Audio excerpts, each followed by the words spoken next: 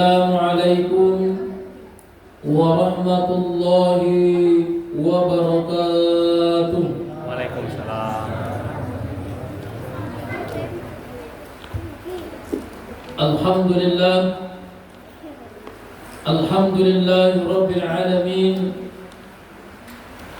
Assalatu wassalamu ala asrafil anbiya'i wal mursalin wa ala alihi wa ashabihi ajma'in, amma ba'd. Faya ayuhal khadirun, inni usikum wa iyaya bittaqallah faqad fazal muttaqun. Ittaqullaha haqqa tuqatih wa la tamutunna illa wa antum muslimun. Faqala Allah ta'ala fil Qur'anil Karim, a'udzu billahi minasy syaithanir rajim. Bismillahirrahmanirrahim. Ya ayyuhalladzina amanu udkhulu fis-silmi kaffah wa la tattabi'u khutuwatis syaitan innahu lakum aduwwum mubin. Shadaqallahul azim. Bapak Ibu sidang jemaah tarawih yang dirahmati oleh Allah Subhanahu wa taala. Pada malam hari ini kembali kita bersyukur kepada Allah, di mana Allah Subhanahu wa taala memberikan kita kesempatan, walaupun nampak-nampaknya hari hujan, malam hujan, tetapi tidak mengurangi semangat kita untuk hadir di dalam mushola yang kita banggakan ini. Ini adalah berupa bukti syukur kita kepada Allah, membuktikan bahwasanya kita adalah hamba-hamba yang bersyukur kepada Allah Subhanahu wa taala. Selanjutnya selawat dan salam marilah kita hadiahkan kepada ruh baginda Nabi besar Muhammad sallallahu alaihi wasallam dengan berlafazkan Allahumma shalli ala Muhammad wa ala ali Muhammad. Bapak Ibu sidang jemaah tarawih yang dirahmati oleh Allah, kini awaklah sampai di penghujung Ramadan. Hampir selesai. Nampaknya ndak bara hari lain dulu. Kini hari Sabtu, hari Jumat, insyaallah sebahagian saudara-saudara kita sudah melaksanakan Idul Fitri. Kalau mudah-mudahan tidak ada perbedaan antara Ormas Muhammadiyah dengan pemerintah. Tapi nampaknya pemerintah kok hari Sabtu mungkin kok. Banyak orang memprediksi bahwasanya tahun ini kita mengalami Idul Fitri 1 Syawal itu berbeda. Kaum muslimin sidang jemaah yang dirahmati oleh Allah Subhanahu wa taala. Jadi itulah awakku yang konsisten, yang berada dari awal sampai ke titik kini gua. Jadi kita pertahankan Bapak dan Ibu, masih ada sekitar 4 malam lagi untuk mengadakan sholat tarawih. Masih ada sekitar 5 hari lagi untuk melaksanakan puasa. Mudah-mudahan awak yang di Sikoko tidak ada yang bolong puasanya doh. Ini apa? Ya. Bila apa awal puasa? Rabu. Tidak Kamis doh. Tidak Kamis doh. Aduh apa-apa aku ditanya bila awal puasa Pak? Awak bila di bangunan istri saya Ustaz ini. Awak bila di jauhan sahur saya Ustaz. Kadang lah seminggu orang puasa nak di jauh-jauhan jo istri itu nak puasa awak doh. Ikut lain doa metodenya kok. Kaum muslimin sidang jemaah yang dirahmati oleh Allah Subhanahu wa taala. Jadi kajian kita pada kesempatan kali ini adalah menjadi Islam yang kafah. Kalau seminggu yang lewat kita membahas tentang manfaat membaca Al-Quran. Laita kana dibo. Enggak. Apa lain? Banyak mana ustaznya itu tak simak di kami doh. Dah. Jadi kajian kita minggu yang patang di awak 2 kali di siko. Mudah-mudahan tak bosan ibu mencari awak. Ya kalau bosan ibu sekali saja nyoba. Berkemungkinan tahun depan lo masuk balik awak. Itu pun kalau panjang umur dan kalau masih dikasih pengurus jadwal. Kalau tidak tak masuk juga le doh. Nah, kaum muslimin sidang jemaah yang dirahmati oleh Allah, di dalam Al-Quran Allah Subhanahu wa taala berfirman, apa kata Allah? Ya ayyuhalladzina amanu dukhulu fis-silmi kaffah wa la tattabi'u khutuwatis syaitan innahu lakum aduwwun mubin. Dihimbau kepada kita orang-orang yang beriman, samojo himbauan orang-orang untuk melakukan puasa. Awalnya ya ayyuhalladzina amanu. Jadi yang dihimbau ko Bapak dan Ibu awak orang yang beriman. Bukan kalimatnya ya ayyuhan nas, tidak. Tapi yang dihimbau tu orang-orang yang beriman. Apa himbauan Allah? Yang pertama adalah udkhulu fis-silmi kaffah. Masuklah kamu ke dalam agama Islam secara keseluruhan. Indak separuh-separuh, Bu. Maaf, kadang ada pemahamanku separuh sih dipahaminya. Ternyata indak, awakku harus masuk ke seluruhnya.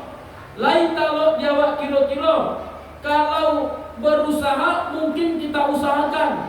Karena kalau kita lihat memang sulit kalau Bapak dan Ibu. Banyak nanti aturan, banyak nanti undang-undang yang diberikan oleh Allah Subhanahu wa taala kepada kita yang wajib kita ikuti.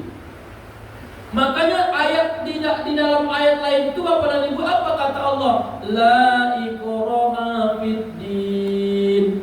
Tidak ada paksaan masuk ke dalam agama Islam. Ikut dulu. Sebelum awak masuk ke dalam agama Islam itu Allah tidak memaksa kita. Jangan salah tafsir. Kadang-kadang ada orang mengartikan Bapak dan Ibu, la ikraha fiddin itu tidak ada paksaan dalam beragama Islam. Ini salah. Kalau sudah masuk ke dalam agama Islam, kita ini harus dipaksa. Harus dipaksa Bapak dan Ibu. Indah ada istilah indah dong. Solat, yo harus dipaksa. Nah, kalau misalnya awakku sulit melaksanakan solat, dipaksa supaya solat. Sulit melaksanakan puasa, dipaksa puasa kopak, dipaksa. Kalau para lu ibu membangunan apa, kalau tidak bangun-bangun disiram pun tidak ada. Itulah paksanya. Lalaki menjagoannya, anak wak kayak itu kadang wak calik orang rumah wak kadang-kadang menjagoan anak itu yang luar biasa. Kadang-kadang sambil antara lalu tidak disuapin. Namun nyo anak ketek, awak nyo puasa, tapi nyo nak nyo jago. Kalau ndak makan sahur nyo bepo, ndak puasanya loh. Terpaksa dipaksa. Kadang-kadang kalau kayak gua lalu disuapin dua. Kadang-kadang lah tiga suap alang rabah. Di duduk anda lihat, kasih minum rabah di duduk anda lihat. Begitulah cara kita memaksa anak untuk melaksanakan perintah Allah. Kenapa? Karena kita itu sudah masuk ke dalam.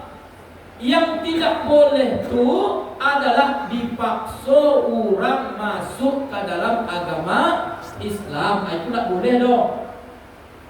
Tapi kalau sudah masuk, tidak ada toleransi dong. Harus. Makanya Bapak dan Ibu, istilahku sama jawab masuk ke rumah orang. Ibu mempersilahkan awak masuk atau tidak. Itu terserah kepada awak. Awak menio masuk atau tidak, nio di teras atau terserah, iya Bu. Tapi kalau sudah masuk ke dalam rumah orang, maka ikuti peraturan yang ada di dalam rumah. Tidak boleh kalau masuk ke rumah orang sembarang angket saya turun nasi orang dong. Yo, mentang-mentanglah masuk ke dalam, langsung ke dapur. Cikok tudung nasi orang, isinya kok. Calik kamar mandi orang, bantuannya kok. Calik kamar orang, tidak boleh. Harus diikuti peraturan sesuai dalam rumah. Kalau ada di situ istilahnya no smoking area, dilarang merokok di dalam rumah. Apa tidak boleh merokok situ dong? Terpasuk keluar. Begitulah peraturan-peraturan di dalam agama kita. Ternyata Allah Subhanahu wa taala menghimbau kepada kita masuk awak ke dalam agama Islam itu secara menyeluruh. Yang pertama, apa yang harus kita lakukan? Yang pertama itu adalah menjalankan perintah Allah secara baik. Apa perintah Allah yang pertama? Aqimus shalah, dirikan sholat.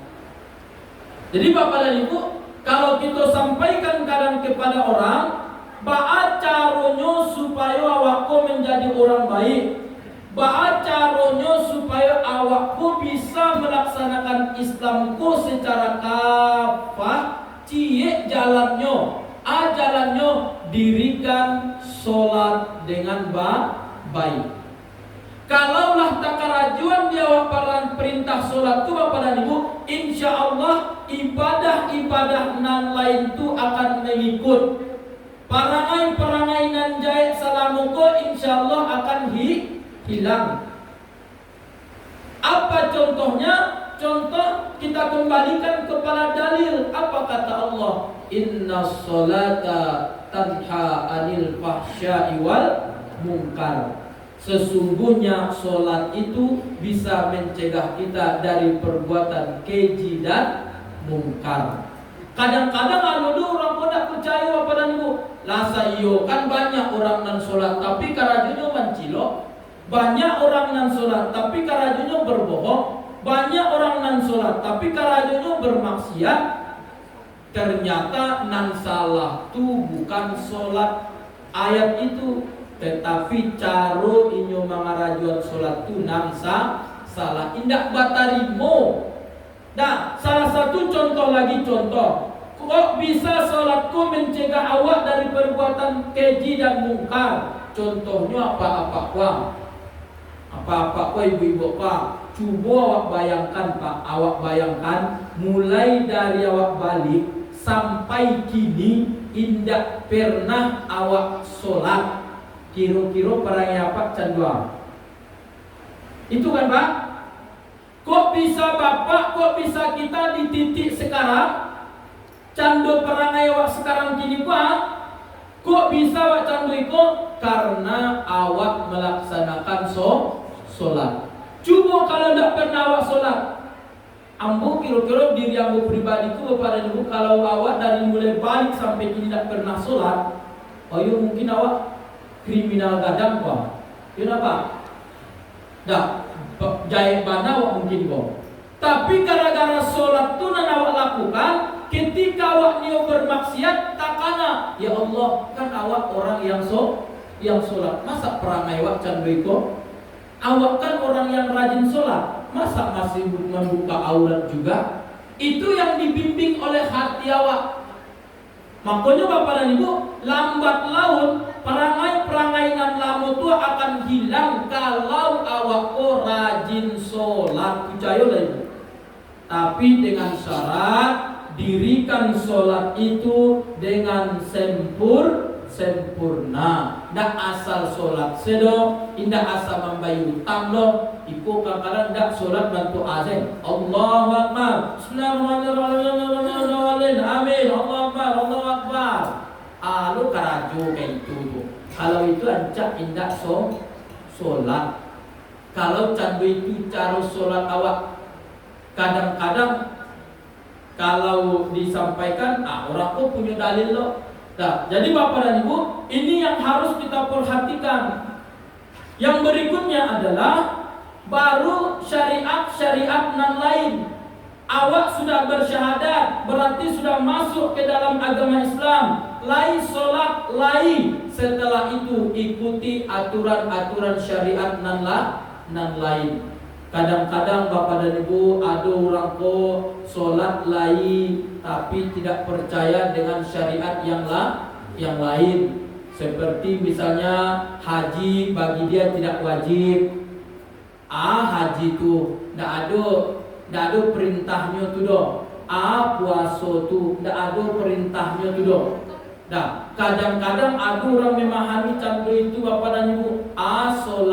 Solat tu ndak ada perintahnya di waktu di dalam Al-Quran tu doh. Padahal dia Islam, tapi tidak meyakini, bahkan dia itu menyelisihi apa yang disuruh oleh Rasulullah atau Allah. Di dalam agama kita Bapak dan Ibu, kalau awakku sempat melarang atau sempat menyelisihi, artinya yang dihalalkan oleh Allah awak haramkan, yang diharamkan oleh Allah awak halalkan. Laibat tuatu. Kadang-kadang kini ada orang malu haram babi tu cina. Dah tu haram babi doh cina. Padahal itu jelas diharamkan oleh Allah. Kalau begitu kondisinya, berarti menurut syariat kita orang itu telah keluar dari agama Islam. Itu wah. Tapi kalau misalnya tidak sanggup mengarajuan, tidak sanggupnya mengarajuannya, tapi tidak dihianatinya perintah tu. Awak lain tahu solat tu wajib Ustaz, tapi hidayah alun masuk ledo. Dulu kayak itu. Bang, mama nak pergi solat Jumat, alun dapat hidayah ledo. Lain tahu bang solat Jumat tu wajib, lain berarti orang itu belum kafir. Apa tingkatan dia? Masih kategori fasik. Fasikku apa dan ibu lain tahunya wajib, tapi tidak sanggupnya ngarajuannya dalam kecetnya alun dapat hidayah. Manga abang tidak puasa. Alun dapat hidayah wak ledo. Badia lalu. Tunggulah dulu. Mati beko baru dapat hidayah. Kan ada orang kayak itu tuh. Lalu dapat hidayah ledo. Tapi kalau ada orang mengejar, malu wajib sholat tu. Tidak ada perintahnya dalam Al-Quran tu doh. Kan ada orang di kadang-kadang di media mengejar kayak gitu. Mana ada perintah sholat itu 5 waktu sehari semalam. Mana ada kewajiban berzakat misalnya. Maka berarti orang itu telah menyelisihi perintah Allah. Maka orang yang candui kokoh, menurut akidah kita, dia sudah keluar dari agama Islam. Kenapa? Karena dia telah menentang Allah Subhanahu wa Ta'ala. Iku halal kita Allah indah cina. Iku haram kita Allah indah. Iku halal cina. Itu bertentangan. Kaum muslimin sidang jemaah yang dirahmati oleh Allah Subhanahu wa Ta'ala. Jadi syariat-syariat Islam itu banyak. Mari kita perbaiki supaya kita menjadi Islam yang kafah. Yang kedua, ternyata kalau kita ingin menjadi Islam yang kafah, masih ada tugas kita satu lagi, yaitu hablum minan nas. Perbaiki hubungan kita dengan manusia. Iku kadang-kadang maaf Bapak dan Ibu, alimnya minta ampun, sholat tahajudnya rajin, pai ka surawiyo, tetapi tidak pernah bertegur sapa dengan tetangga. Kadang-kadang alim minta ampun, pakaian menutup aurat, tetapi tidak pernah bersilaturahmi dengan keluarga. Dulu orang ko bapak dan ibu, maaf kadang-kadang indak tegur sapa bagi kakak beradik bertahun-tahun. Aduh candu itu nampak japa. Awak pernah bersobok jurang nyobo? Kecilnya awak lah berdua tahun tak pernah tegur sapa jo adik awak. Baru caranya tu awak saparui. Awak satu keluar dari tempat yang sama, tetapi tidak pernah tegur sapa. Dulu orang ko nan tidak pernah menegur mertuanya. Dulu orang tu baca akak tarusi karajonya jujur mertuanya. Dulu kayak itu rupanya. Dulu yang tidak tegur sapa jo sumandonyo. Dulu jo tegur sapa macam-macam para nyawa. Tapi kalau dicari hablum minallahnya bagus. Sholat iya, kasurau iya, puasa iya, tahajud iya, duha iya, tapi ndak bertegur sapa jo karib kerabat. Malu modelnya tuh.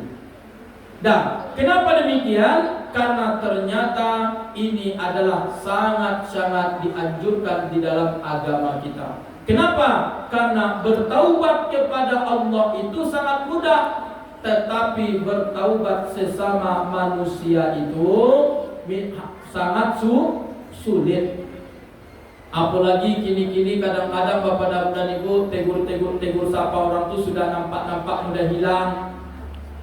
Dia sudah tidak peduli dengan tetangga, tidak peduli dengan jemaah, tidak peduli dengan sesama kawan sekampung segala macamnya. Ini nampaknya yang ikut sudah mulai hilang. Beda awak dulu apa dan ibu kita lah dulu bahkan di zaman kami, kalau kami dulu misalnya merantau kuliah di Kota Padang, siapa orang kampung awak yang di situ tuh adalah kayak orang kayak awak tuh.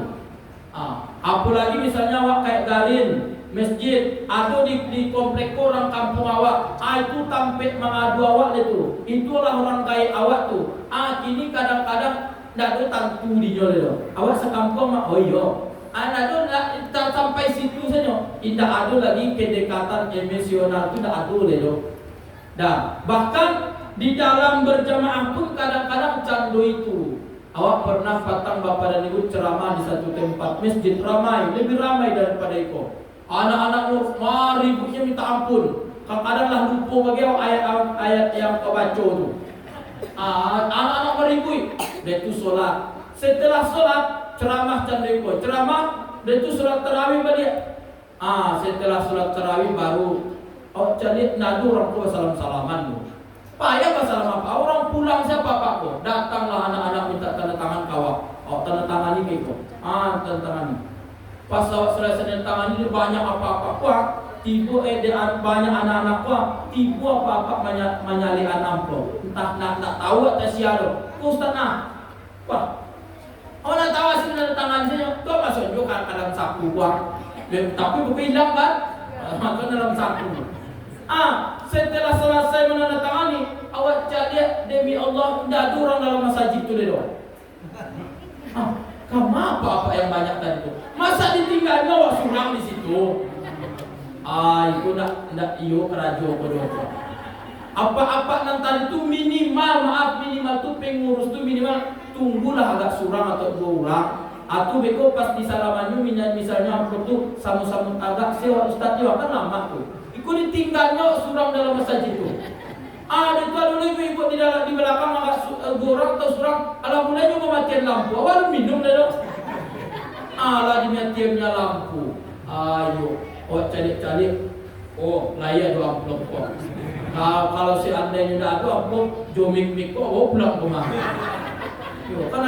Tapi dia dikasih amplop tuh apa isi pulang lepas.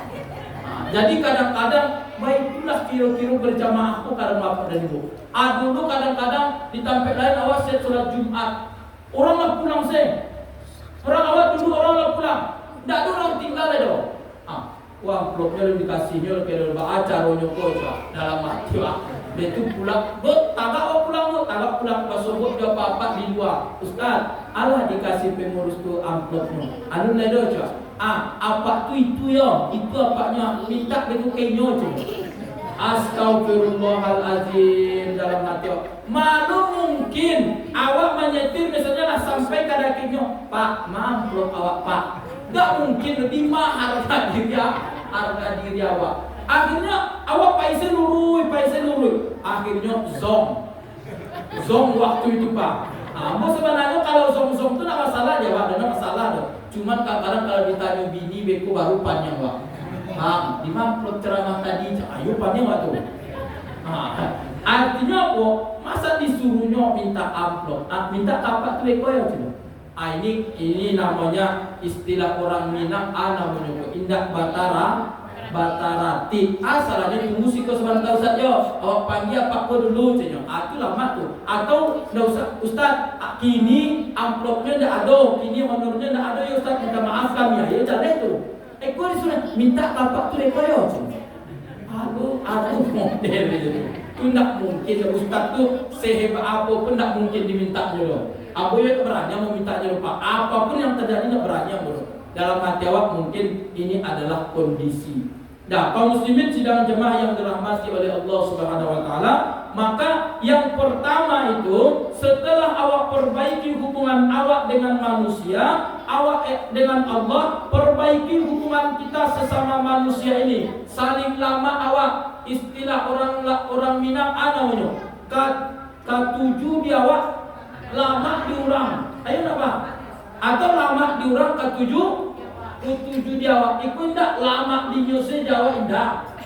Atau awak ndak zero kayak gitu dong. Jadi ini adalah ajaran Islam. Bahkan saya lihat yang paling kental memakai bahasa ini memang orang Minang. Sangat kental dengan ini. Lama di awak ketujuh diurang atau alun takileh ala takalam. Kadang-kadang awak yang mau diikut pun tak paham Bu. Kadang-kadang orang menyinggung awak tak terasa juga awak doh. Tapi kalau orang Minang apa jalan sih kadang-kadang apa tuh alah terasa dinyo. Berarti ada yang salah. Kalau awak indah sama je sampai awak ada parkiran sampai parkir auto, acuk orang memarkir mobil di situ. Dah. Tapi orang yang memarkir mobil pun tak pernah sholat berjamaah. Akhirnya pengurus itu dilataannya pot bunga situ. Tiba awak wangke pot bunga tu, wangke balik ke tampeknya. Kece orang tu, Ustaz, tak tahu Ustaz makna pot bunga dilataan di situ. Indah coba.